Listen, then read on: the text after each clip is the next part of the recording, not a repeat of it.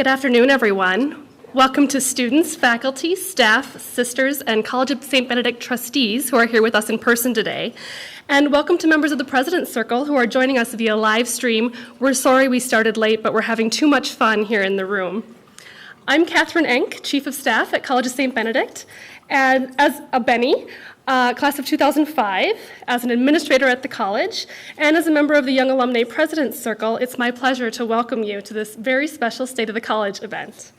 This is President MaryAnn Baenninger's final presentation to the college community about the state of the college. It's an opportunity for her not only to report on key events of the past year, but also to reflect on the decade of leadership at the college, and to consider the important ways that St. Ben's has changed during that time. To facilitate this reflection, we'll be using a slightly different format this year than in past years. Instead of President Baenninger offering a formal address about the state of the college, she will be responding to questions from a very able interviewer, Kathy Parker, CSB-SJU Director of Libraries, Media, and Archives. Thank you, Kathy, for your facilitation of the event.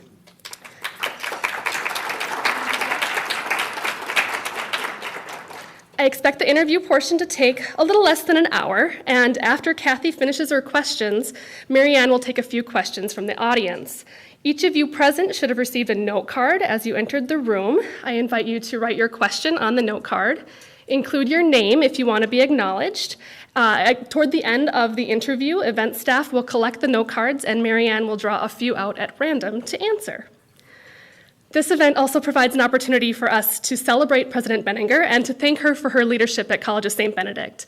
At the end of the interview, I will return to the podium and introduce some special guests who will present gifts to MaryAnn from the CSB community. And we'll end the evening with a reception and more delicious food in MaryAnn's honor. I now welcome to the stage Kathy Parker and President MaryAnn Baenninger.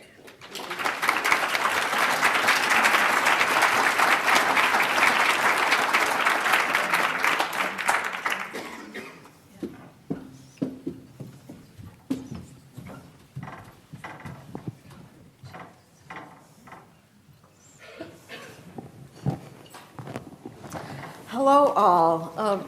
In the library, we know that there's lots of different ways of telling a story about an event, a time period, a place. And one of the important ways that we help people understand the stories of a place is to look at the data. And so you've been having an opportunity to see some numbers and some facts and some data on the screens about MaryAnn's presidency here.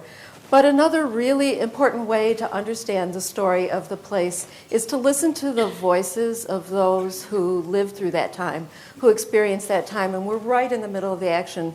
So that's what I want to try to do today, is to offer our president the opportunity to talk in her voice about the 10 years of her presidency here at St. Ben's. And so, MaryAnn, I just want to start at the very beginning to think about what it was like. How did you find out about St. Ben's? What was it like, your first visit on campus and your first impressions here?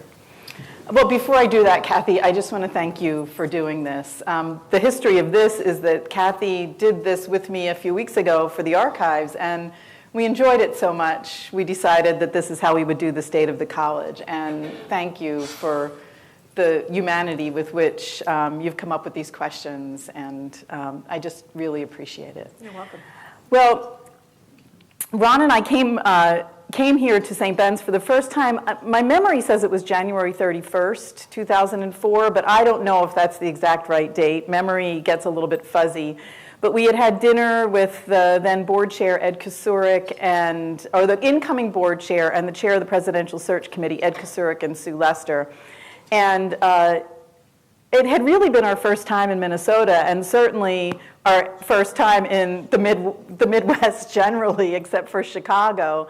And we had dinner at Lurca in Loring Park. And after dinner, they said, oh, just drive up to St. Ben's. So we got on the road.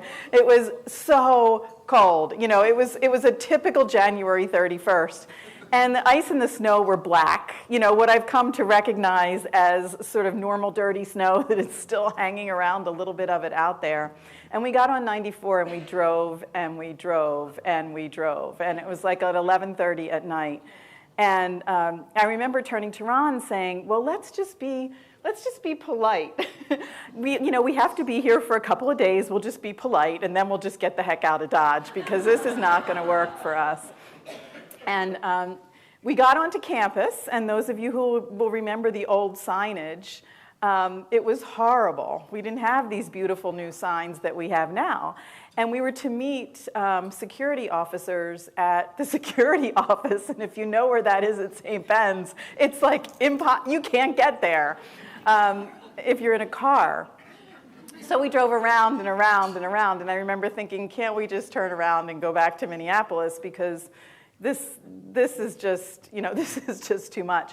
So my memory, though, when we got to the security office, is that 3 officers came out in full regalia, and with, all of their belts and their, I don't know, whatever they have attached to their uniforms, and they were all young women. And I remember my memory again, and I don't know whether memory is true or it's just a combination, but one thing I'm sure of, one of the young women there, Stella Kimeyu, was from Kenya. Another young woman was from Bosnia, and the other young woman in my fantasy was from Edina, but she was definitely a West Metro type of young woman. And then Ron and I looked at each other and we were like, this place is a little bit different than what we thought it was going to be. And a picture of Stella has been on our wall at Renner House since that year, kind of as a memory of the beginning. And those 3 young women really were a representation of the students that I was about to encounter in my time at St. Ben's. Ron, I think his biggest fear was, who were these sisters people that he was hearing a lot about? And, could he really live in this place with all these nuns around? Because he hadn't spent any time with sisters. And the sisters have proven to be some of our very, very dearest friends and our greatest support, and certainly for Ron. And so aside from the initial surprise at the diversity of the students who greeted you, any other surprises? What was the campus like? Anything you turned out not the way you expected at all? Well, the cold really was profound. And, I've come to know that that cold was actually pretty unusual that year. The following year was one of the warmest years in the history of the state of Minnesota, so we've experienced it, all of it. But I think one of the most startling things in the interview was the kindness and the gentility of all of the people that we met on that visit. And can you all hear us okay? Just making sure. The kindness and the gentility of the people that we met on that visit, and even the kindness of the faculty when they were asking questions in the open forum. Because when you interview for a presidency, a lot of times there's a lot of baggage on campus from whatever happened before, or whatever the hopes and dreams of the campus are that are going to go next. And sometimes that comes out in the questioning.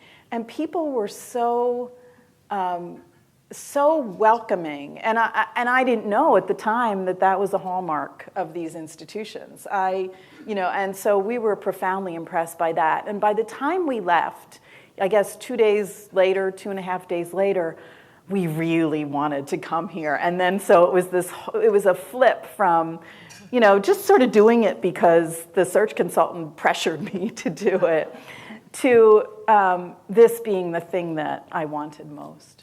Yeah, I'd have to say that I had a similar experience. Our times over here were pretty closely matched, and I too came from the Northeast and was really just amazed at the degree of hospitality. I mean, it's something we talk about as a Benedictine value, but it's really palpable when you come on campus, and the way that you're treated so respectfully and warmly when you come as a visitor and as a longtime resident. I'm still greeted with such hospitality. How has St. Ben's changed during your presidency? We saw some numbers floating by, but you've had 10 years here. And what are the things that you think are your most noteworthy accomplishments here? I was going to start to say, Kathy, that we're fundamentally a different institution. Then I realized, well, that's not true. We're the same institution, but we're, I think, stronger. We express our humility in a different way, and I've come to learn and better understand what humility means. One of the things that I noticed about St. Ben's when I first came here is that I saw that the motto of the college was Sic Lucat Lux Vestra, let your light shine, and people kept talking about being a hidden jewel. And I was wondering, does anybody get the irony of this? Because, truly we were a hidden jewel. And I had never heard of the college, and the only learning I had about the college was through the search consultant. And so I felt that we were so humble that we weren't making ourselves attractive to the students that should be here. And then, everybody pretty much knows about my presidency, that we were so humble, particularly at St. Ben's, that we didn't even perceive ourselves as an equal partner to St. John's. And I think our whole sense of who we are and what we have to offer our students, both St. Ben's, ourselves, and with our partner St. John's, has changed radically in 10 years.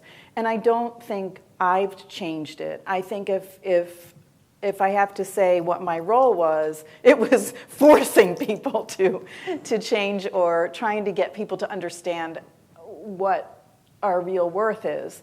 Having worked in accreditation, I saw so many institutions that just certainly weren't our equal. And I don't mean that in a derogatory way or to put them down, but I could see what strengths we had as liberal arts institutions in comparison to the institutions that I had worked with on the East Coast. And we didn't realize our own strength, and I think we do now. And when I was interviewing on the East Coast most recently, people know St. Ben's. I can tell you they definitely know St. Ben's. No question. And they know our strengths in international education. They know our strengths in sustainability. They see us as a national trendsetter, and not because we're doing weird and unusual things, but we're offering a very high quality experience for our students. And we're unique in being Catholic and Benedictine and offering that liberal arts experience, and we're recognized for that. Well, you said a lot of things there that I want to follow up on, but first, let me get back to that question of, you've worked very hard and very successfully at helping St. Ben's create its own institutional identity and become a strong place in its own standing. But we can't think about St. Ben's without thinking about the coordinate relationship with St. John's. Can you talk about, that's just different from any other place. What's that experience been like for you? Well, let me start back. When I was growing up in Philadelphia, there were two single-gender public high schools. They were the best public high schools in the city, Girls High and Central. Girls High was obviously for girls, and Central was for boys. And back, I guess it would have been the early 70s when, women were becoming more enlightened about the opportunities that they wanted to have. There was this dramatic influx of girls like banging on the door of Central and lawsuits, and all of the women wanted to get into Central High because that was the pinnacle of what they wanted to achieve. And to my knowledge, there was never a boy who wanted to get into Girls High. And Girls High was, most certainly the academic equal of Central. And today, Central is co-ed, and Girls High is not. And so everything that St. Ben's and St. John's is overlaid by notions of gender out there in the world. And as a researcher who studied gender before she came here, I knew what many of these issues were. But I had always taught and worked at co-ed institutions, so I wasn't seeing it played out day to day. And what I especially saw when I came to St. Ben's and St. John's was not so much in some ways, and this is retrospectively, about St. Ben's and St. John's, but about how societal gender roles sort of colored and shaped the way that these institutions thought about each other. And in some respects, the institutions had very mature and positive notions about this unique thing that we were doing together, but in other ways, they hadn't really thought it out. So, we had learning communities devoted to gender. We had some great grant funds devoted to gender, but we never really examined how we were playing these things out in a microcosm. And like any other cultural shift, whether it's gender-related, pure sexism, whether it's racism, whether it's socioeconomic disparity or bias, it's hardest to see when you're in the midst of it and you resent it being pointed out to you. People resent having privilege pointed out. What struck me when I came to St. Ben's was this imbalance between St. Ben's and St. John's was in many ways more about St. Ben's and how it felt about itself. It wasn't that St. John's was forcing St. Ben's to be a certain way. It was St. Ben's that didn't believe that it was as strong. And I think the other thing was this notion that is still prevalent today, that the male, whatever the male is to be aspired to, and the female isn't. It's not of greatest value or greatest worth, and that was playing out. And to an extent, it still plays out here, because it plays out, everywhere in the world. And I think here we are now much better at seeing it and understanding it and naming it and helping this community to be more of an exemplar rather than a community that just kind of falls in line. Yeah, I agree. I can see that too, that change over my time here. So you talked about the strengths that you knew St. Ben's had that you began to recognize very early on. And tell us about some of those that you said, this is one I want to grab onto and run with, that here's an opportunity for me to really make a difference here. Where would you see you made a difference here? Well, there were two things that very early on, for very different reasons, one very unexpectedly that I saw as strengths. And I think the way that I've nurtured those strengths has been very different. One was the international flavor of St. Ben's and St. John's, but particularly St. Ben's, with 60-some, 2/3 of our students studying abroad.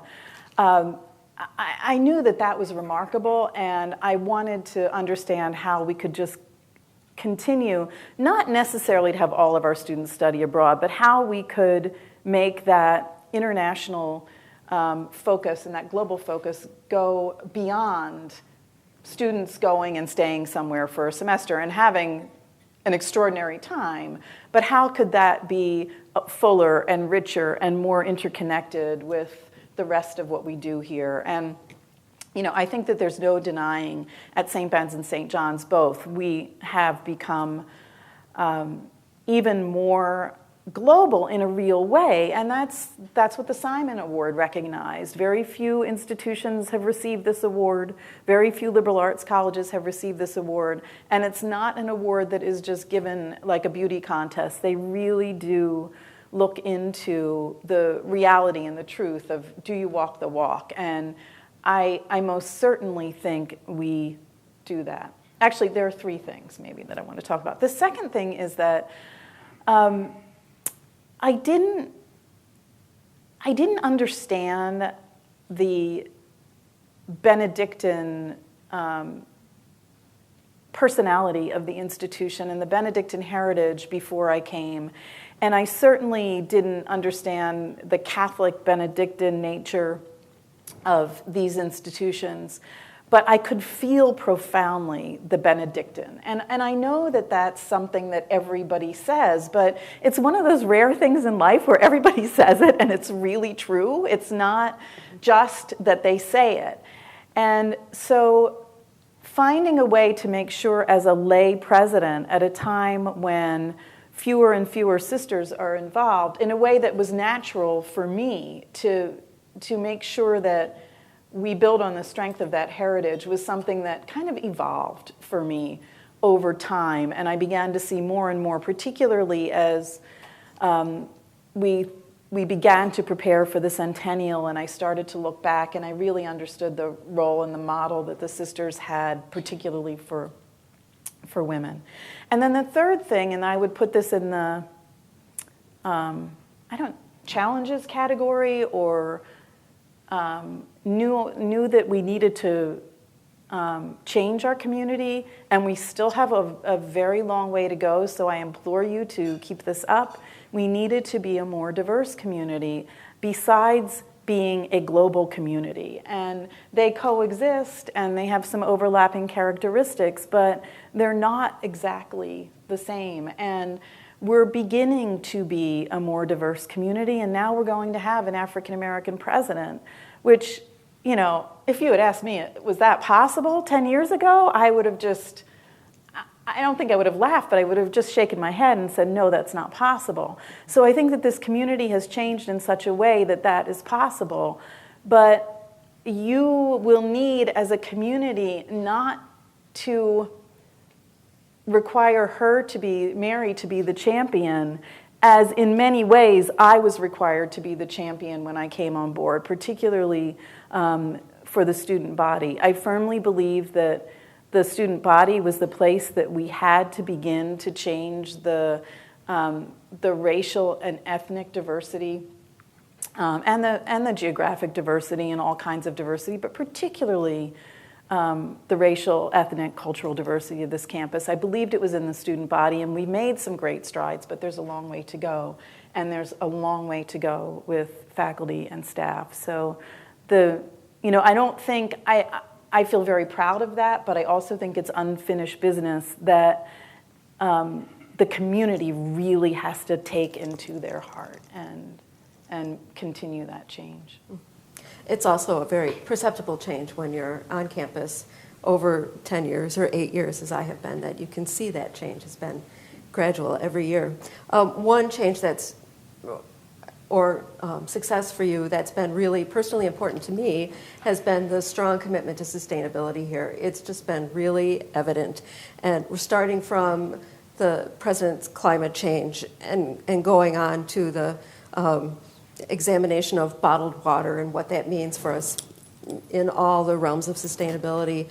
And a lot of it I know is not very glamorous stuff, like what you do with a power plant, but it's so important to say that we're going to live our values that way. Talk a little bit about sustainability. Well, when I signed the college and university president's climate commitment, I had no idea that it was sort of a controversial thing nationally. Well, why was it controversial? Well, because on a lot of boards, higher ed boards in this country, at the time, there really were a lot of people who did not believe in climate change.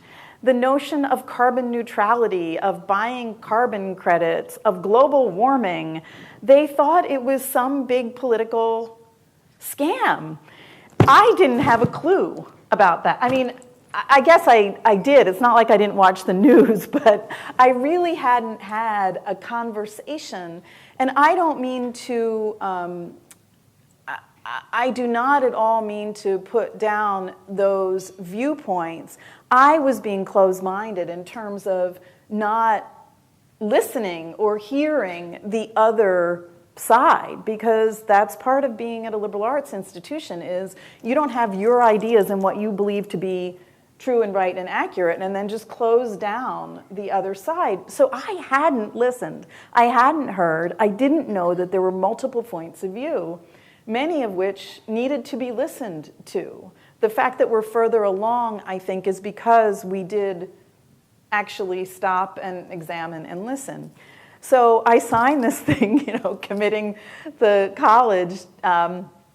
I think I put St. John's under a little bit of pressure, not quite realizing at the time that I was doing that. And I know that for some trustees at St. Ben's, I was asking them to take an enormous leap of faith. And I'm thankful to this day for the trustees that did that and never said to me, no, are you crazy? But signing that commitment for me was to say, okay, we are going to commit, we're going to make a pledge, and unless we discover some reason that we really can't do this, it's going to be full steam ahead. And so, of course, bringing Judy on board has been a central key to what we do, having someone who can take full responsibility for that. And I think I saw her in the audience, but she was great because, I would get the phone call, okay, are you ready to tackle the bottled water thing? Yep, let's do it. Are you ready to tackle the tray thing? Yep, let's do it. Are you ready to study tobacco-free campus? Yes, let's do it. And we decided that we didn't need to be 100% tobacco-free.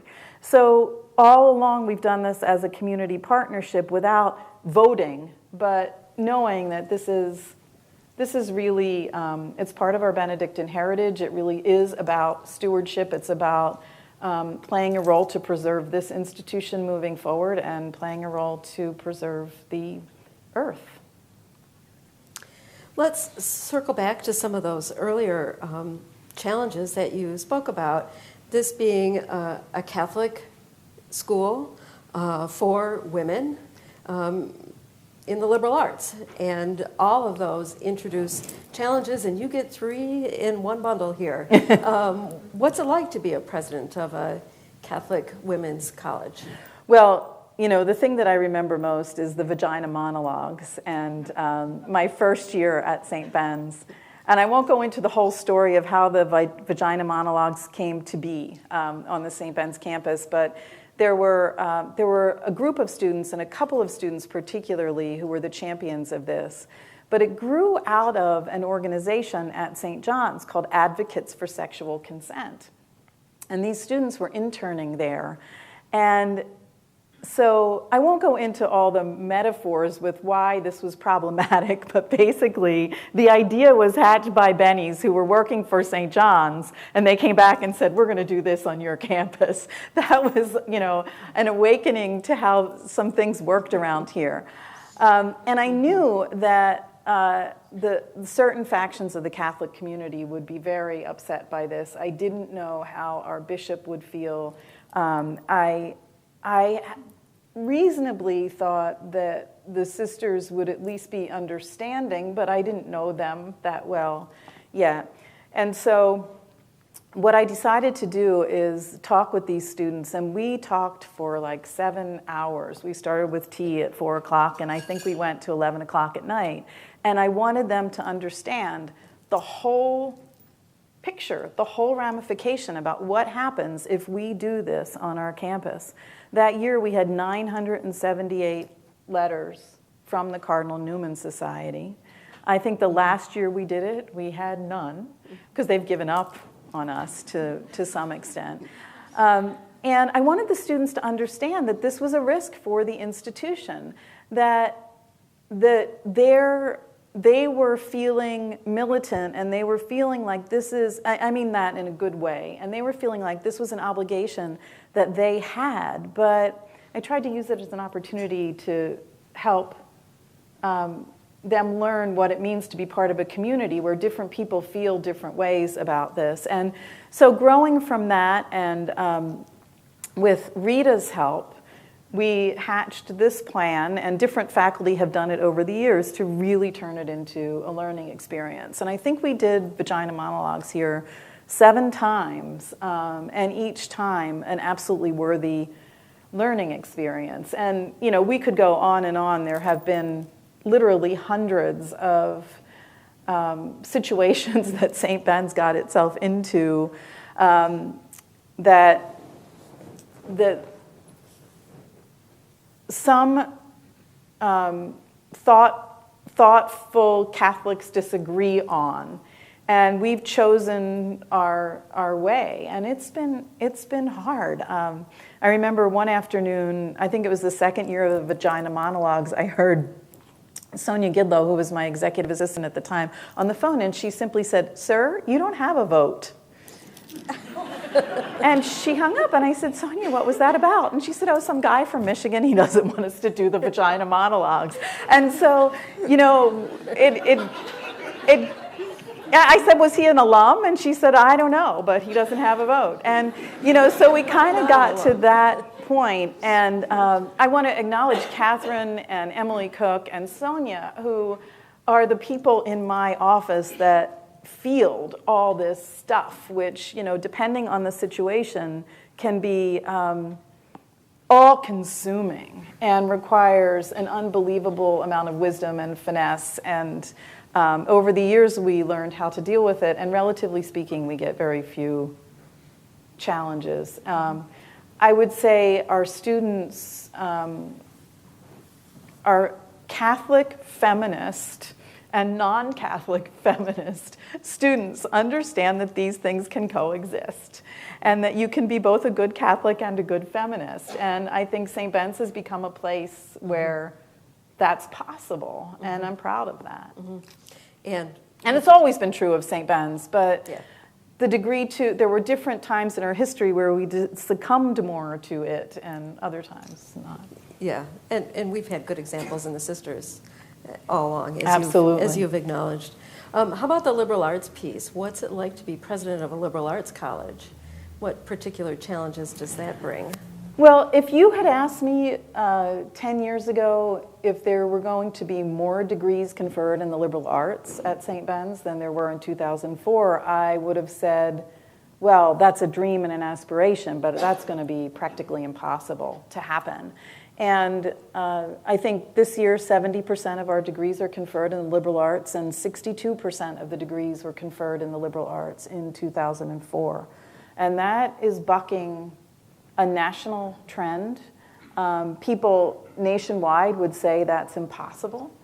I firmly believe in this kind of education. I literally have dedicated my professional life to it. I'm going to continue to do that.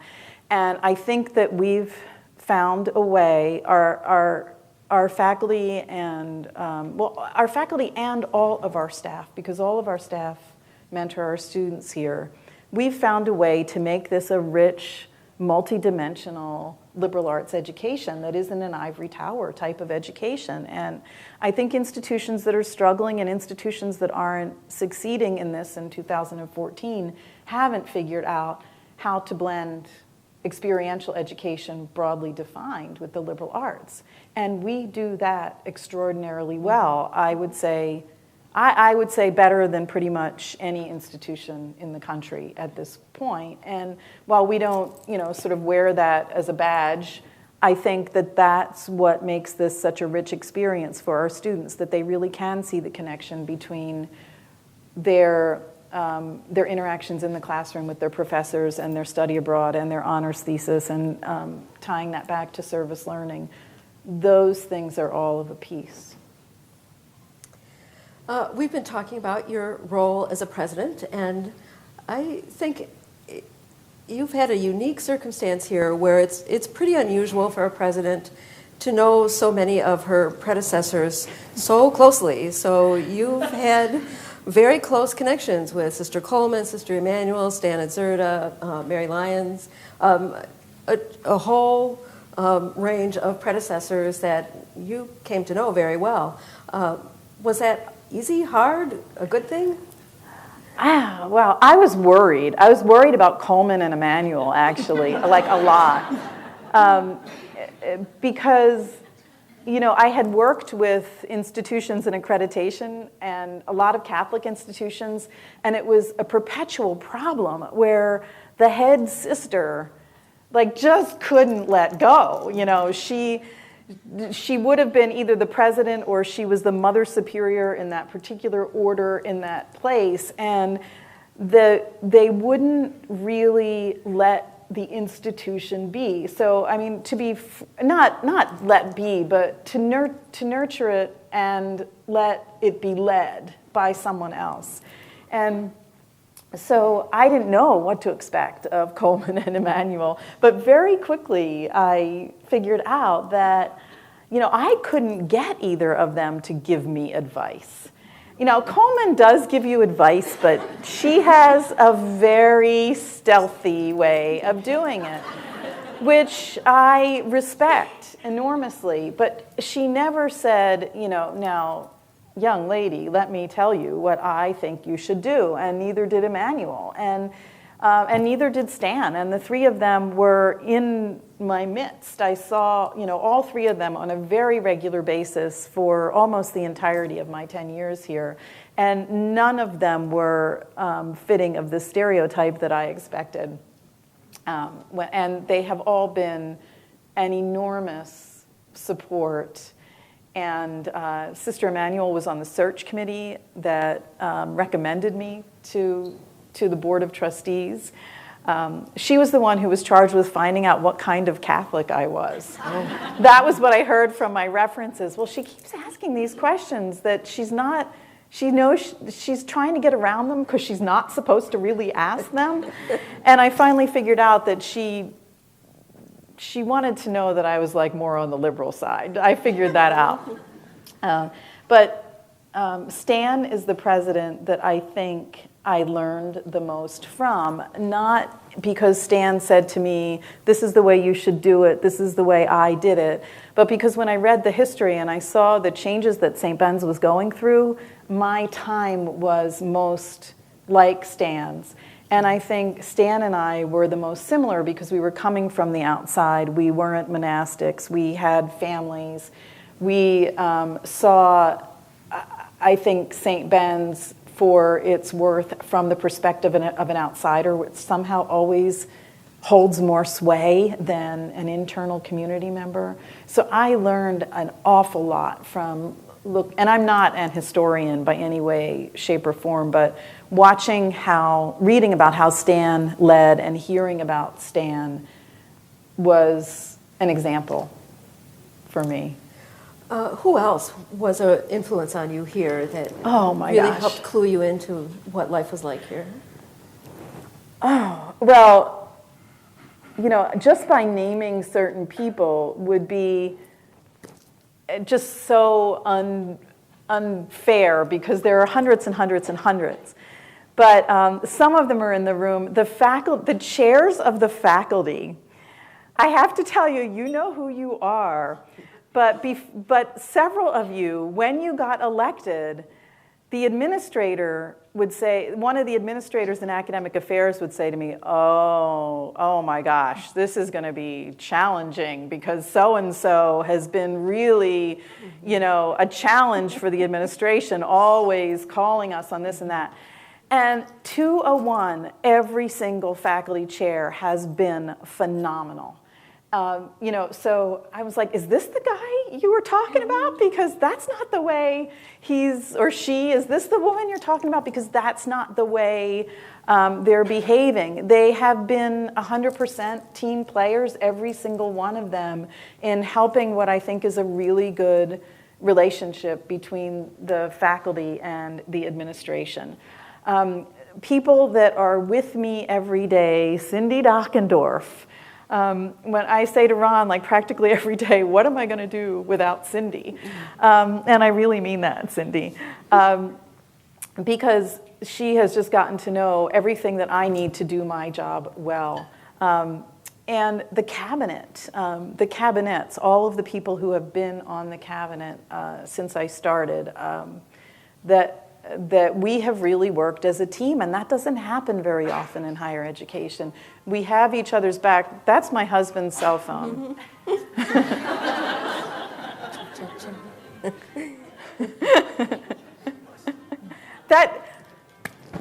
Should I tell them what that is? Sure. It's 5 o'clock. He's supposed to take a pill at 5 o'clock. I'll let you do it after. You don't have to do it right now. But that's good that it rang. That's really good.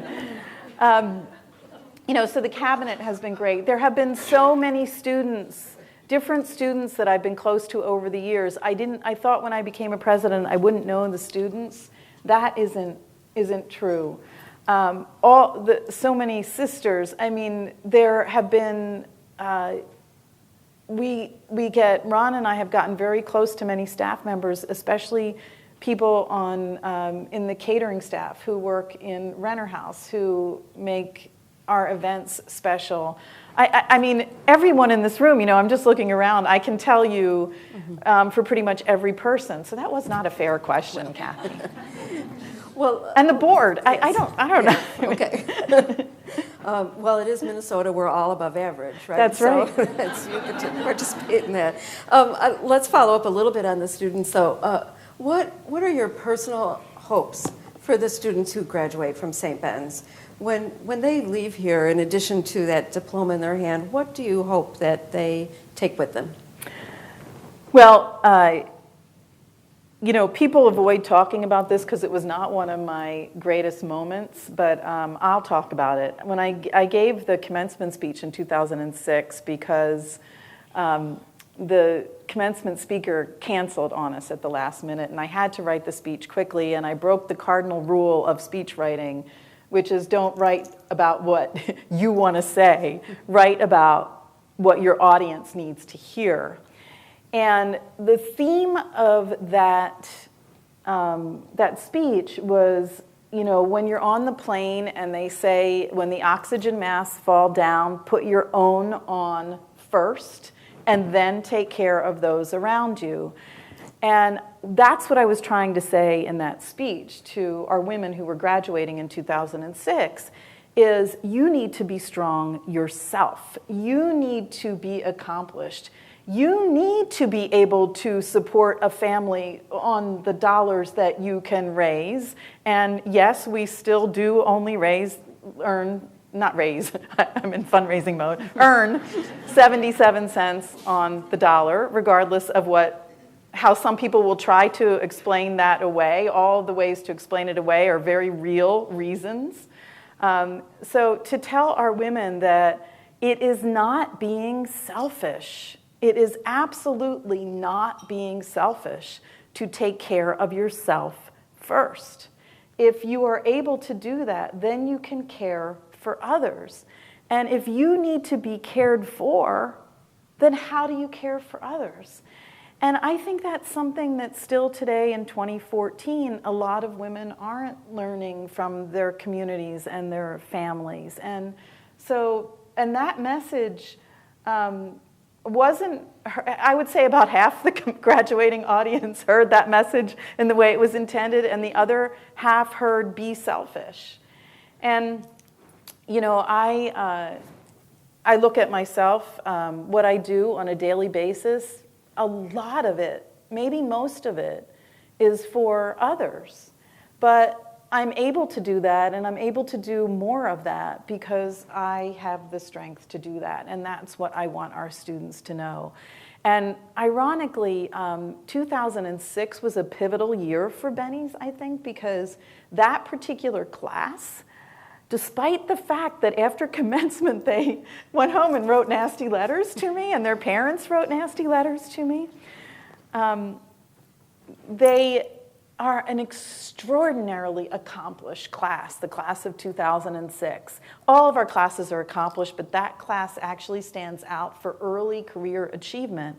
And the other thing that's interesting is the class who started in 2006 and who graduated in 2009, they are a class that kind of grew up under the new St. Ben's, if you will, and they recognize that. They articulate it. They were the ones that created the Benny Creed. They were the ones that were here during the sweatshirt controversy. They were the ones, who saw this institution in transition, and they kind of have that as their own. So 2006 was a pivotal year for putting your oxygen mask on yourself first. And that is something I hear from our women students, that they have really high aspirations for themselves that do include the whole range of human experience and increasingly taking care of themselves so that they can be of service to others as well. But I have to ask, so there's this story that floats around that the student speaker at graduation says, "I want your job someday." Yes, several of them have said that. So It's a little tradition when the student speaker speaks at graduation and she gives her speech. And by the way, at St. Ben's commencement, usually the only one who gets a standing ovation is the student speaker.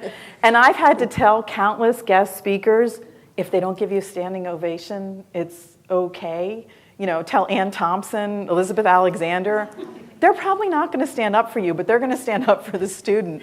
But after the student gives her speech, which is always very, very good, several of them, and this has been since maybe 2007, turn to me when they're walking back and they say, I'm going to have your job someday. And I'm like, all right, you go, girl. Mm-hmm.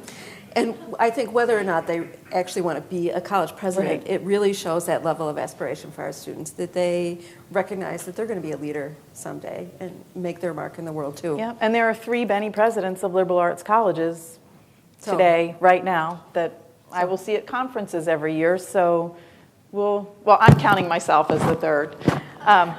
Because I have an honorary degree. Thank you, Lynn. But, you know, so I expect that there will be more and more and more. Good. Catherine, do we have questions together? I've got one more question for MaryAnn, and I'll let you collect up questions from the audience, and we'll give you a chance.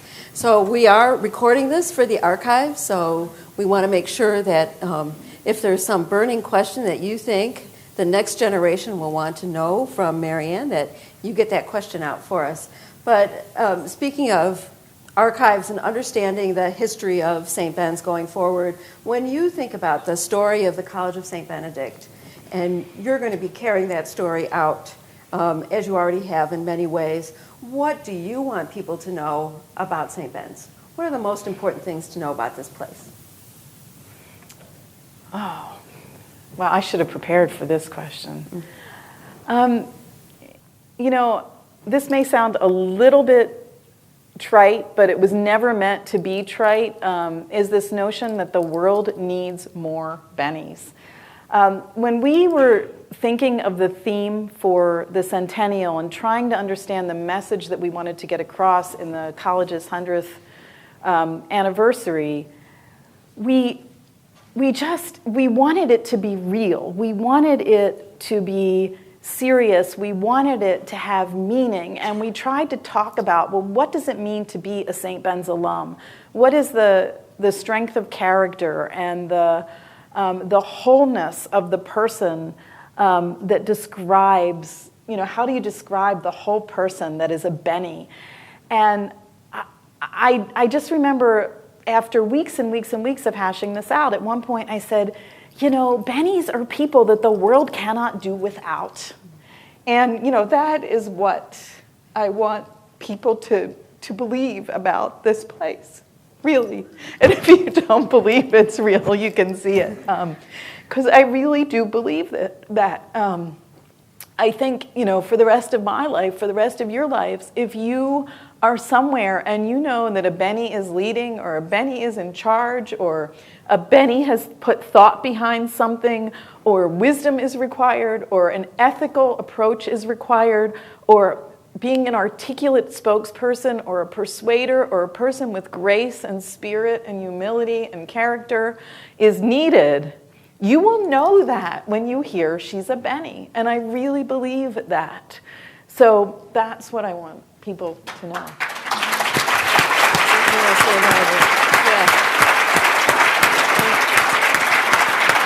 Great. Questions?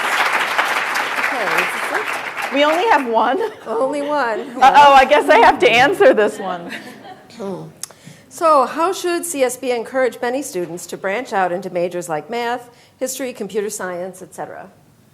Well, that's a great question, and it's happening. The number of St. Ben's students who are majoring in what we would call the STEM fields has increased exponentially since 2004. We went from, well, let me just backtrack a little bit. One of the things that I think I've introduced to St. Ben's, probably more than previous presidents, is this notion of benchmarking, look at other institutions to see how well we're doing. It doesn't mean that you do what another institution does because that's their thing, but you can help evaluate what experiences our students will have. And one of the things that I was shocked by when I came to St. Ben's is that we did not have as many, proportionally, percentage-wise, as many women majoring in the STEM fields and some of the social sciences that are traditionally male fields, like economics, as other women's colleges, but we didn't have as many as co-ed colleges. And that, to me, that was one of those things where the strangeness of the way that we're structured with the coordinate relationship, I think, was actually working to increase stereotypes rather than diminish stereotypes. And one reason, I think, for this was a very practical reason. Historically, most of these majors were located at St. John's. So when you go back and you talk to the alums from the past, when in the 70s, for example, there were a lot of math majors, they all had to spend mostly all of their time at St. John's. So we were sending these tacit signals to women that these are not disciplines for you, and sort of only the strongest will survive, because you had to, essentially you had to be a commuter to major in these disciplines. And frankly, it's still somewhat the case until we build the new academic building here. What is different, though, is that St. Ben's has a different sense of pride in itself generally, and more Johnnies have to come to St. Ben's for things that they want and need as well. So the campuses are more diverse in that way in both places. So I'm looking at Peggy, study abroad used to be at St. John's, it's here. There are a couple of other things that are now based here at St. Ben's that Johnnies have to come here for. So there's not as much of an isolation for a woman or a man who has to go to the other campus as before. So even though a lot of those departments are housed at St. John's still, at least temporarily until we get the new building, there's less of a bifurcation. But most importantly, we have faculty who have been absolutely dedicated to the notion that we need to be a place where women can excel in the sciences and in traditionally male-dominated fields. And we have 2 grants, the MapCourse grant and the Focus grant, that are MapCourse in math, computer science, physics, and pre-engineering, and the Focus program in chemistry, that attract women and underrepresented students in Focus to these programs. And correlated with that has been an enormous growth in the number of women majoring, and that will absolutely feed on itself. I think it was a problem at St. Ben's before. I don't think it's a problem now. I think it's a strength, and I think it will just continue to enhance itself. If we have a few minutes, could we take 1 or 2 raised hands? We have one more question here. Here we go. Thank you, John. Uh-oh. Small handwriting. I want to know who wrote this. Is it too late to change your mind about leaving? Just kidding. Bon voyage. Thank you, whoever that is.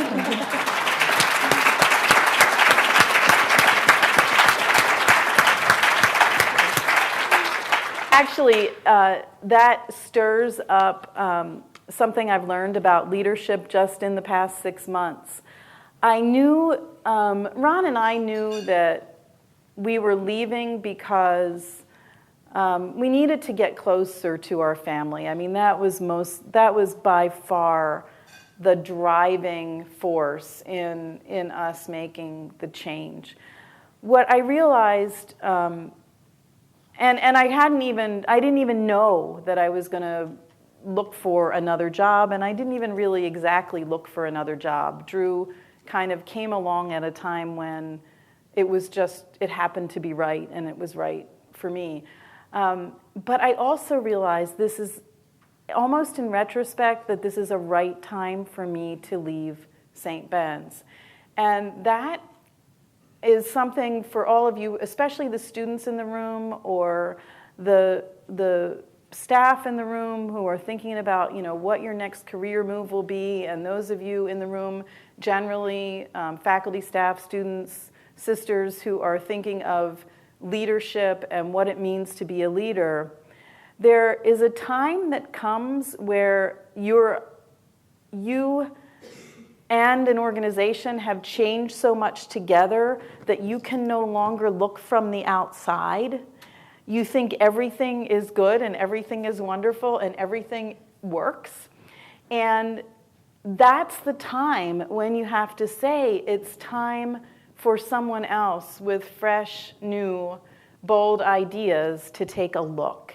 And I didn't I didn't know that until after the decision was made. But it's something that I've learned, and it's not earth-shattering, but it's hard to recognize that in yourself. I think maybe somehow you're sent a different kind of sign that tells you it's time to leave, and then you realize that. So. One last thing. One last question. I know that there are people watching streaming, and there will be people watching on video. To all of you and everyone in this room and everyone whose lives have touched Ron's and mine over these past 10 years, I can't, there really aren't words to express the gratitude that we have, and the profound way that you have impacted our lives. We have both learned to be better people for being in this community. We will both be forever grateful for having been able to be among you. We'll always be part of you. At the right time, we'll come back and see you when it's not intrusive on the next president or the next president or the next president. And we extend an invitation to all of you to visit us. I know you get to New York here and there, and we're in a New York suburb, so if you're ever going to see the sights in New York, you have to give us a call. But thank you so very, very much.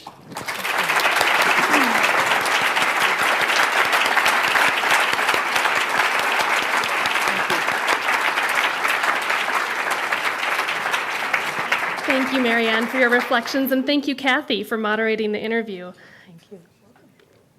MaryAnn, it's obvious from your remarks that you've had a tremendous impact on the college and that you leave us in a very strong position for the second century. So we want to take this opportunity to thank you for your leadership over the last 10 years. Particularly, the CSB Women's Choir asked if they could thank you in person with the gift of song. So I invite them forward for a special performance under the direction of Susan Cogdill, Assistant Professor of Music.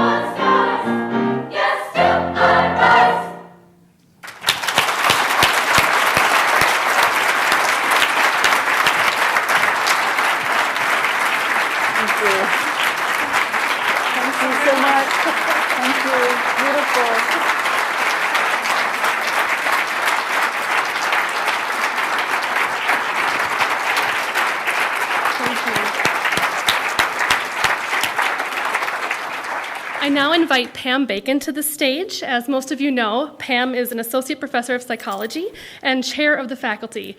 And on behalf of our entire community, faculty, staff, students, and sisters, Pam will present MaryAnn with a special surprise.